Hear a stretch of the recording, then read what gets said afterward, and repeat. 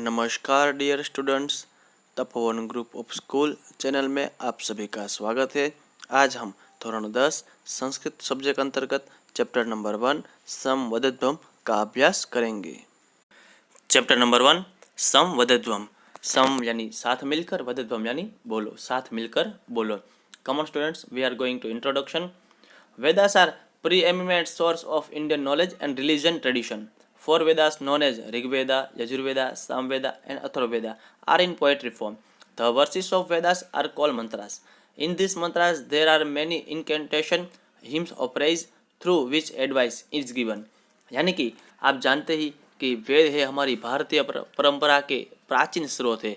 4 वेद को आप जानते ही है, ऋग्वेद, यजुर्वेद, सामवेद और अथर्ववेद। ये सब पद्यात्मक है यानी कि पोएट्री फॉर्म में है और इसको मंत्र के नाम से भी जाना जाता है।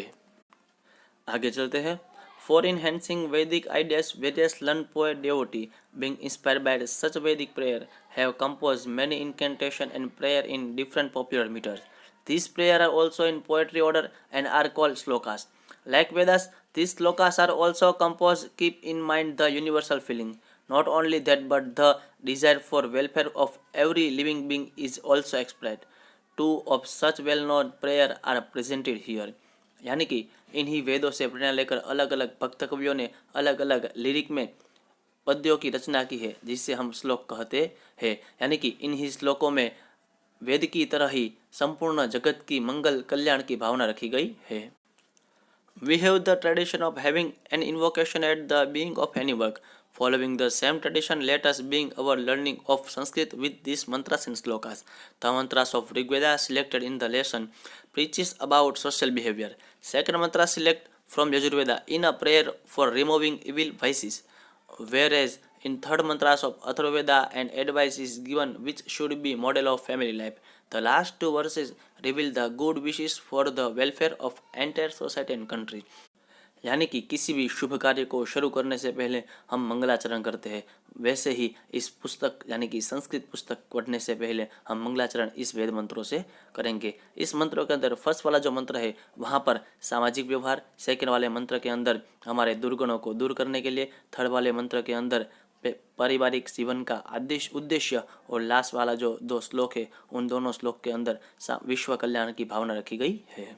श्लोक नंबर 1 सम गच्छध्वम सम वदध्वम संभो मनांसि जानताम देवा भागम यथा पूर्वे समझानाना उपासते। फिर से लेते हैं। सम गच्छध्वम सम वदध्वम संभो मनांसि जानताम देवा भागम यथा पूर्वे समझानाना उपासते। चलो अभी इसका अर्थ करते हैं।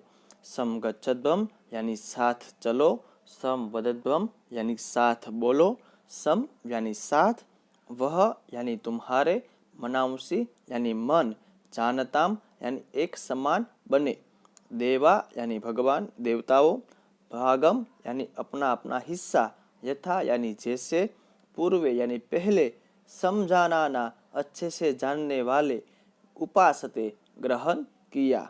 संपूर्ण अर्थ देखते हैं।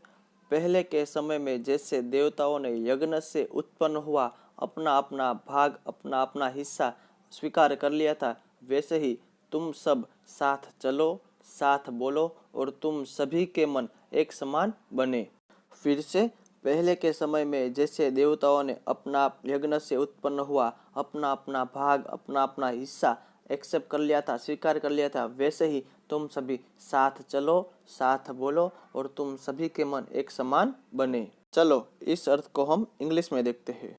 May you move in harmony, speak together, let your minds be all of one accord, just as the ancient gods shared their portion of sacrifice. दूसरा श्लोक देखते हैं। विश्वानि देव सवितर दुरितानि परासुव यद्भद्रम तन्न आसुव। फिर से एक बार देखते हैं। विश्वानि देव सवितर दुरितानि परासुव यद्भद्रम तन्न आसुव। विश्वानि यानी विश्व के सभी, देव यानी देव, सवितः यानी सूर्य नारायण, दूरितानी यानी जो दुष्कृत्य है, इंग्लिश में बोले तो एविल्स, परासुव यानी दूर ले जाइए। यहाँ पर संधि आती है यत यानी जो, भद्रम, भद्रम यानी कल्याणकारी, हमारे लिए गुड, तत् वो, नह यानी हमारे लिए हमको, आसुव यानी प्राप्त कराइए। संपूर्ण अनुवाद देखते हैं। हे सूर्य नारायण, इस विश्व के सभी दुष्कृत्यों को, दुष्कर्मों को दूर कीजिए और जो हमारे लिए अच्छा है वो हमें प्राप्त कराइए। फिर से देखते हैं। हे सविता सूर्य नारायण, इस विश्व के सभी दुष्कृत्यों को दूर कीजिए और जो हमारे लिए अच्छा है उसे प्राप्त करवाइए। अब इसे इंग्लिश में देखते हैं। O sun god, remove all evils deed of vices, bless us with all that is good. Shloka number 3 की ओर चलते हैं। अनुव्रतः पितुः पुत्रो मात्रा भवतु सम्मनः, छायापत्ये मधुमतीं वाचं वदतु शान्तिवां। फिर से लेते हैं।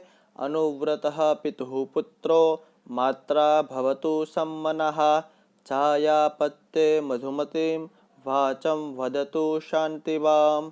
अर्थ देखते हैं। अनुव्रतः, अनु यानी पीछे, व्रतः यानी व्रत, व्रत के पीछे चलने वाला, पितुः यानी पिता के, पुत्रो यानी पुत्र, मात्रा यानी माता, भवतु यानी हो, सम्मना यानी समान मन वाला, छाया यानी पत्नी, पत्य यानी पति के लिए, पति के प्रत्यय, मधुमतिम मधुर, वाचम यानी बात, वदतु यानी बोलो, शांतिवाम यानी शांति से युक्त। संपूर्ण अर्थ देखते हैं। पुत्र पिता के व्रत के पीछे चलने वाला, माता के समान मन वाला हो, पत्नी पति के लिए मधुर और शांति युक्त वाणी में बात करे। फिर से देखते हैं। पुत्र पिता के व्रत के पीछे चलने वाला, माता के समान मन वाला हो, पत्नी पति के लिए शांति और मधुर वाणी में बात करे। इस अर्थ को इंग्लिश में देखते हैं अभी। May son follow the vow of father, be of the same thinking as that of mother. May wife speak sweet and peaceful words with husband. आगे देखते हैं श्लोक नंबर 4। सर्वे भवन्तु सुखिनः, सर्वे सन्तु निरामया, सर्वे भद्राणि पश्यन्तु, मा कश्चित् दुःख भाग् भवेत्। फिर से देखते हैं। सर्वे भवन्तु सुखिनः, सर्वे सन्तु निरामया, सर्वे भद्राणि पश्यन्तु, मा कश्चित् दुःख भाग् भवेत्। सर्वे यानी सभी, भवन्तु यानी हो, सुखिनः यानी सुखी, सर्वे यानी सभी, सन्तु यानी हो, निरामया यानी निरोगी, रोग रहित, सर्वे यानी सभी, भद्राणी यानी कल्याणकारी, मंगल युक्त, पश्यन्तु यानी देखे, माँ यानी नहीं, कश्चित् यानी कोई भी, दुख भाग दुख का भागी, दुख भवेत यानी हो। अनुवाद देखते हैं।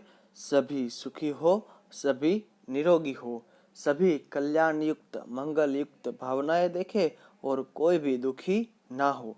फिर से देखते हैं। सभी सुखी हो, सभी निरोगी रहे, सभी कल्याण युक्त भावनाएं देखे, कोई भी दुखी ना हो। इसे अभी इंग्लिश में देखते हैं।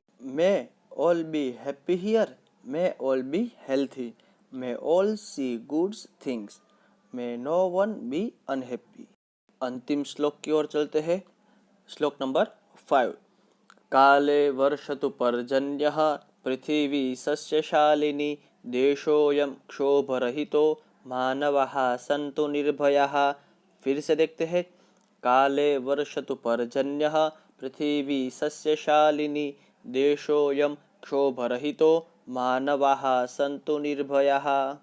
काले यानी योग्य समय पे, वर्षेतु यानी वर्षे, पर्जन्यः यानी बारिश, पृथ्वी यानी भूमि धरा, सस्य यानी धान्य अनाज, शालिनी संपन्न धान्य से संपन्न, देशः अयम, देश यानी हमारा ये भारत देश, अयम यानी ये, क्षोभरहितः यानी डर के बिना, घबराए बिना, मानवाः यानी मानव, संतु यानी हो, निर्भया यानी निर्भय।